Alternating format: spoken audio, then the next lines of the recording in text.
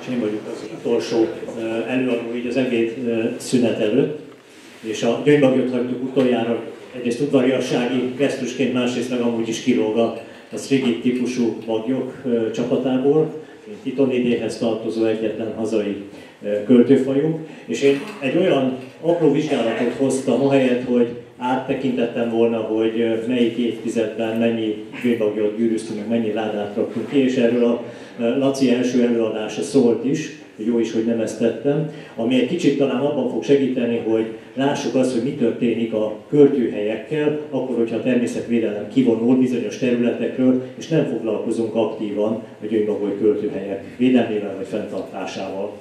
És Schneider Zoltán, Laci Miklós barátaim, kollégáim nincsenek itt, de velük közösen csináltuk ezt a vizsgálatot. Ugye az alapvető kérdés és célkitűzés az az volt, hogy átnézzünk 100 olyan épületet az előző évben, 2024-ben, amelyek korábban gyöngybagoly tanyák voltak, rendszeresen sok éven keresztül, vagy akár évtizeden keresztül gyöngybagoly költés és jelenlét volt bizonyított.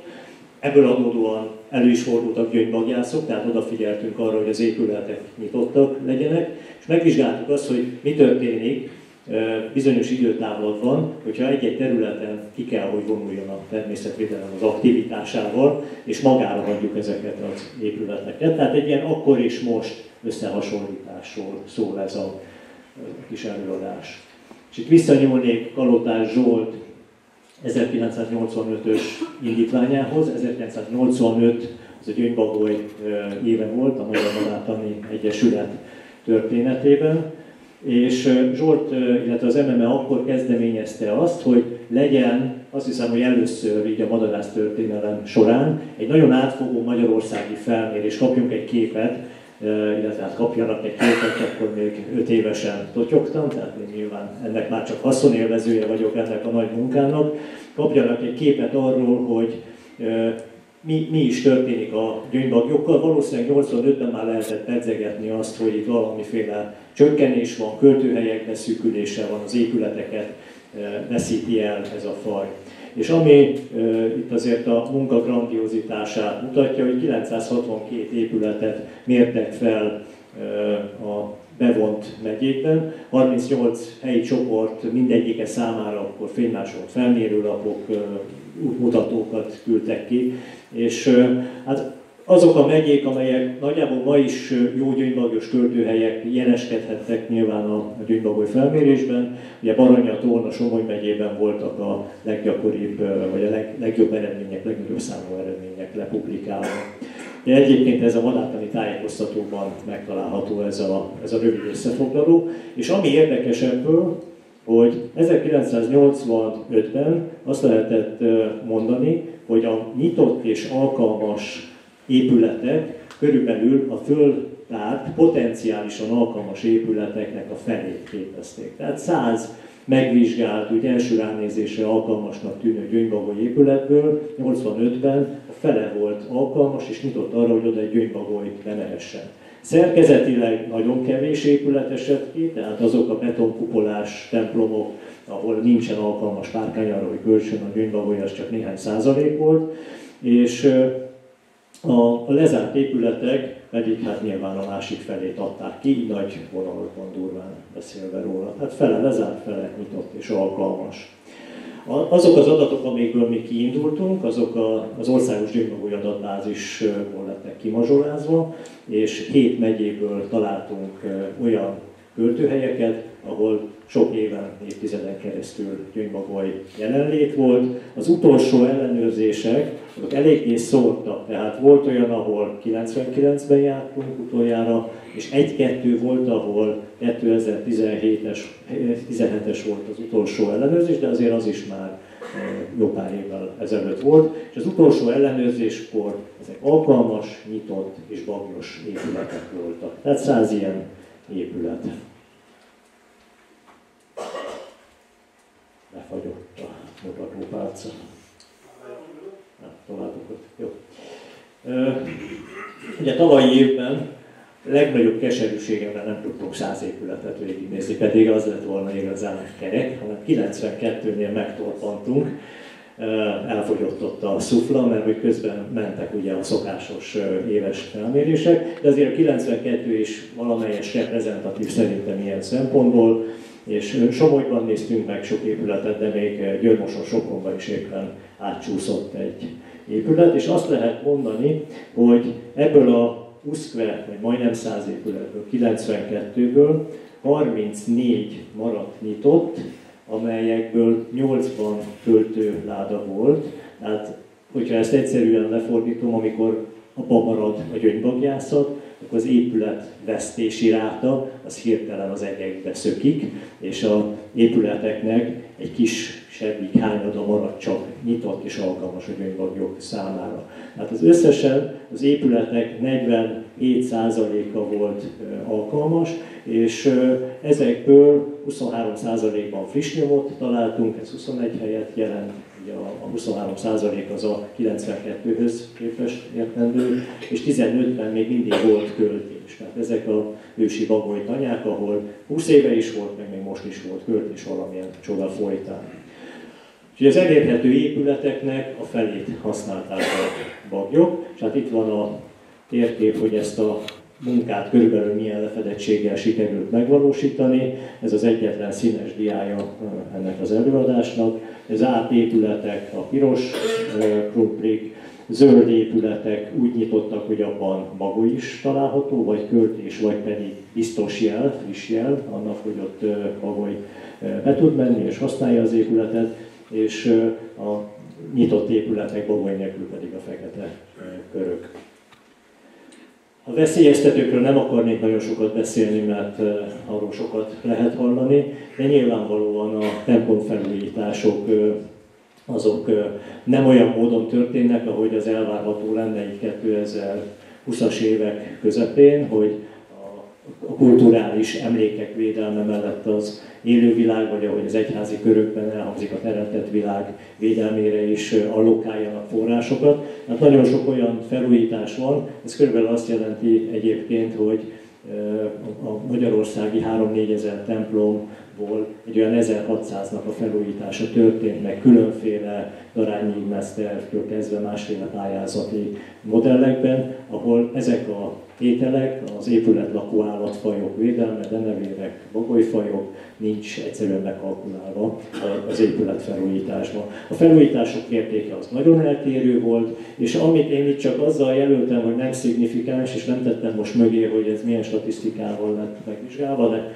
ezért a Laci Miklós kollégám kezességet vállal, hogy minden korrekt módon, ahogy csak lehetett, ezeket a statisztikákat átgyúrtuk. Ugye a felújítások megléte és az épület nyitottsága között azonban nem volt ezen a mintaszámon legalábbis szignifikáns különbség. Tehát mégsem tudjuk azt mondani az adataink alapján, hogy amit felújítottak, az kapásból lezárnak is tekintendő.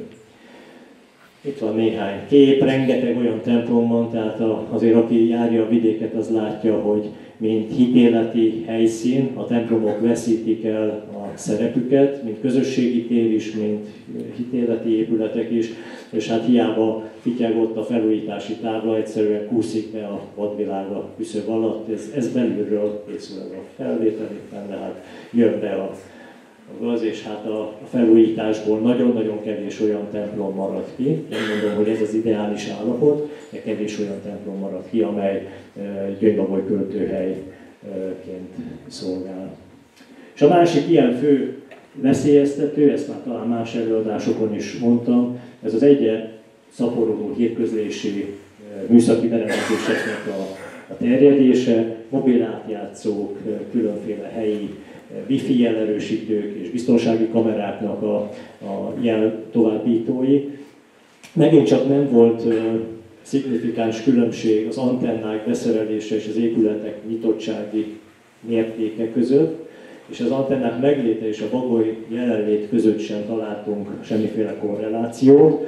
Azonban az biztos, mert ezt saját tapasztalatból tudjuk, hogy az, hogy egy épület visszagallambosodik, az legtöbbször annak köszönhető, hogy műszaki berendezés kerül kihelyezésre, mert ahhoz, hogy ne árnyékoljanak le ezek a fém zsalugáterek, spaletták, azt kiszerelik, rossz minőségű, rosszul kivitelezett műanyag lamellákkal helyettesítik, gyakorlatilag 1-2 éven belül visszagalambosodnak ezek az épületek, és veszítünk így sok mindent. Egyrészt a cégek a hitelükből veszítenek, nagyon sok egyháznak egyébként elege van abból, hogy hiába kapnak évi 1 millió forintnyi bérleti támogatást arra, hogy az antennák kint lehessenek. Az állandó vesződtség azzal, hogy visszagalambosodik a templom, inkább már az ellenszem felé hagyja ezt a megállapodást.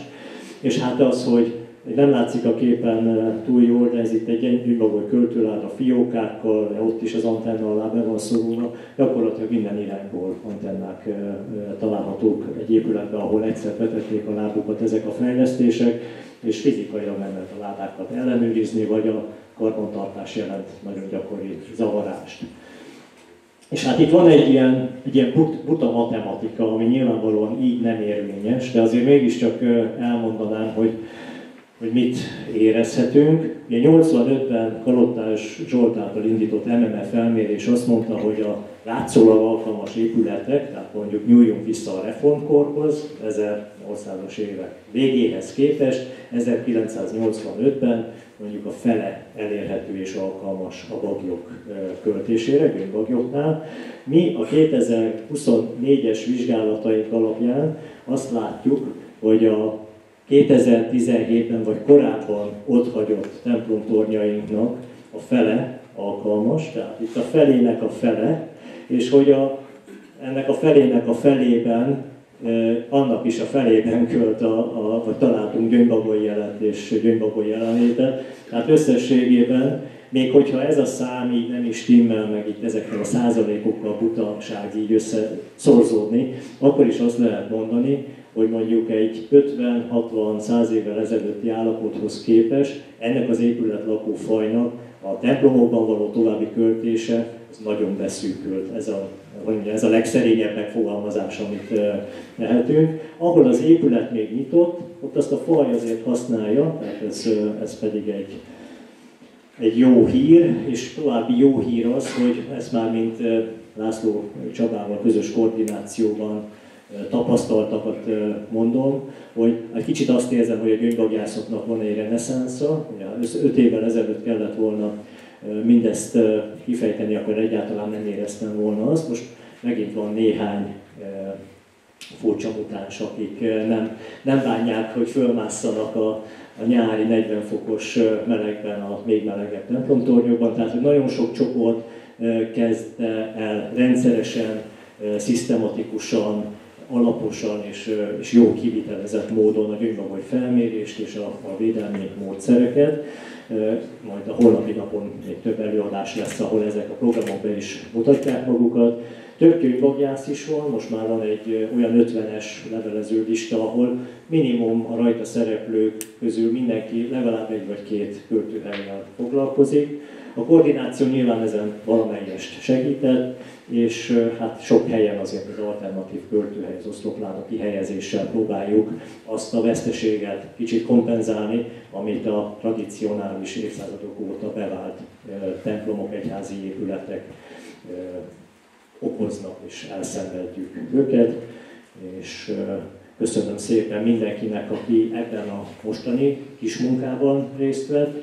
Itt a fotókat, ezek a kis ikonok jelzik, akik adták nekünk a fotótámogatást, és kollégáim közül Schneider Zoltán most éppen ezzel elbüszkélkedem, mert egy Fulbright ösztöndíjjal Kaliforniában van egy hete, és fél éven keresztül az ottani Gyöngybagoly védelemkutatást fogja ő is a PhD-a keretében tanulmányozni, ahol az oszlopládázás, mandulaültetvényeken, szőlő telepítéseken fantasztikus, sikeresen folytatódik. Úgyhogy köszönöm szépen a figyelmet.